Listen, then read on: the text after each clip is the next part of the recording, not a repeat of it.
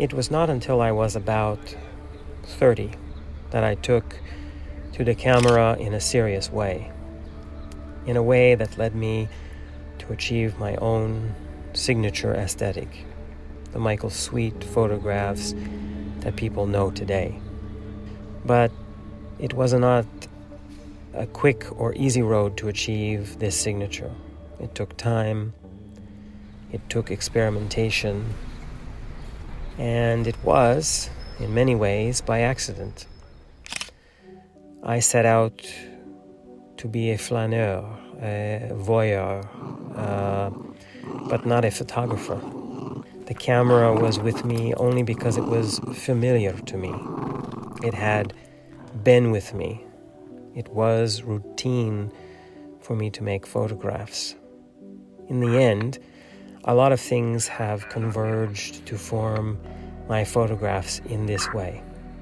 The way I work, I only shoot one image of one thing. There are no multiple shots. There is no burst mode. I am old-fashioned in this way. I point my camera and I make a photograph. Nothing more. It is not a method that produces boundless great shots, but it is a method that resonates with me. It feels comfortable to me. My camera, I only use one camera. Well, that's not entirely true. I still use a 110 actually, the Rolei A110 actually, but my serious work so far has been with only one camera. I have many of them, but they're all the same. Same brand, same model, same settings. I know the camera, which is important, and the camera knows me. The lens, the settings, the way it works, they are all integral to my look. I could not make this work with any other camera. I use the ricohgriii Digital 4.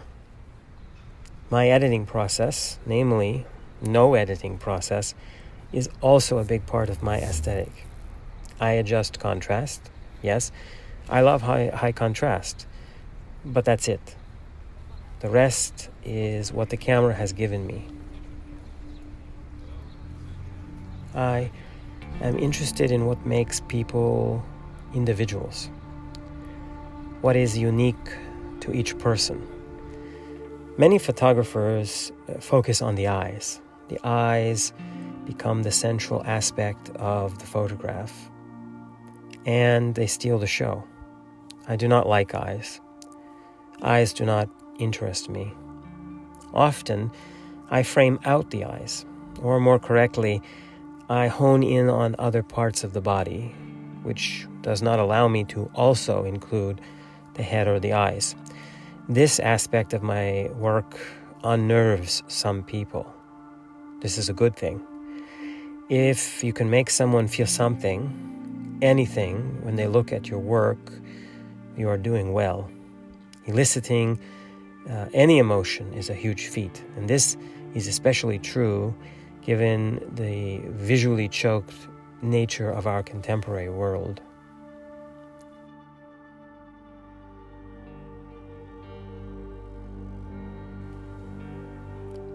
I like to watch. I have always liked to watch. I am a voyeur. People and what makes them unique, what makes them them and not somebody else, has always been of keen interest to me. Sometimes I watch people and I make photographs in my mind.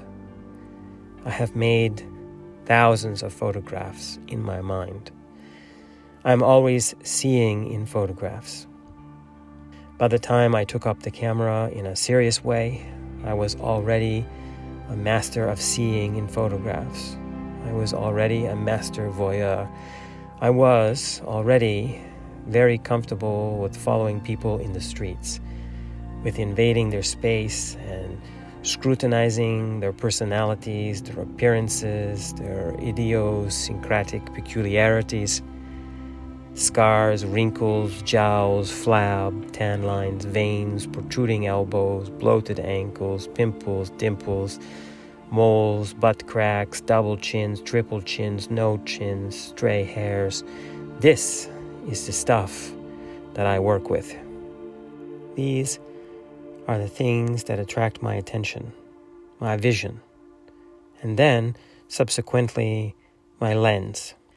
I am out on the street to watch people, to study them, categorize them. I'm a sociologist, an anthropologist, a psychologist. I am even a private detective. Photographs are merely a byproduct of these pursuits, almost an excuse for my presence, a way to clear my conscience. My photographs are evidence that I was there, that I saw you, that I studied you, that I found out what makes you, you, and not somebody else. I also photograph things in the street that are not people, but in some way are evidence of people. I like to photograph trash. It is a notoriously difficult thing to photograph well. You have to get the light just so. The wrinkles in the bag or the dent in the coffee cup must be just right, just so. Also, whether it's a tree surrounded in burlap, surely put there by man, or a doll stuck in a tree, placed there by some human hand, these things are also of interest to me. My work is not well understood. Anyone, they say, can photograph an elbow or a gloved hand, and this may be so. In fact, I don't claim to be able to do anything that others cannot do. I could be more successful as an artist, as a photographer, if I made other photographs, if I photographed the quote-unquote normal things, the things people like to look at, like to like, and maybe even like to buy to hang on their walls. But I do not make art to sell. In fact, I don't sell prints. I'm not concerned with the money angle. There is no money in street photography. If you're going to do this to make money, you would be better off somewhere else at minimum wage and at least guaranteed a steady paycheck. But for me, this is not my profession, this is not my job or my career. This is my art. What is more important, or even most important to me, is to complete my vision. To be in conversation with those photographers that came before me, but also to sustain and complete and develop my own aesthetic. To make photographs, in other words, that can be recognized as my own, even from across a room. To make work that looks like the work of others would be a kind of death for me.